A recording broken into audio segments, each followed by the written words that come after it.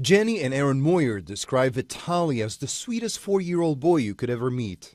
He's our son. In our hearts, he's our son. Vitali lives in an orphanage in Russia, where the Moyers visited him a few months ago with the intention of adopting him. We know that there's an orphan crisis, particularly with children with special needs in that area of the world, and that is something that we are open to. And the child that we are pursuing, Vitali, has Down syndrome. But even though the adoption process is nearly complete, the Moyers, who live in Georgia, are facing what could be an insurmountable obstacle. The Russian parliament has approved a bill to bar American couples from adopting Russian children. President Vladimir Putin has indicated he will sign it into law. If what they say is going to happen really happens, those families are not going to be able to adopt the kids, even if all the legal processes already have been in place. But much more important, let's focus on the children. What it means is those children will remain institutionalized.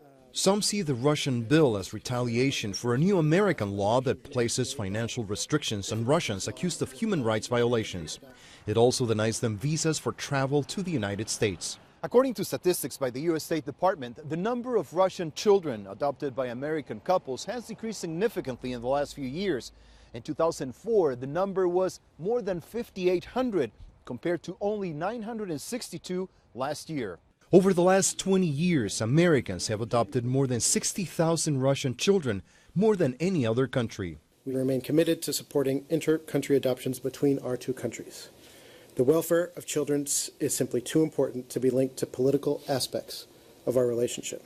The bottom line, says this expert, it is ultimately the children who will suffer because there aren't enough families in Russia willing to adopt. There are, by some estimates, 750,000 children in orphanages and institutions in Russia. They don't have that many families stepping up. The need is especially great for children with special needs like Vitali. We rely on our faith and our hope in Jesus Christ, and that's what's going to get us through this. But, it would just be devastating for those kids. The Moyers already have 2 biological children, both boys, and 1 adopted American girl. They say their children are just waiting for their brother to come home. Rafael Romo, CNN Atlanta.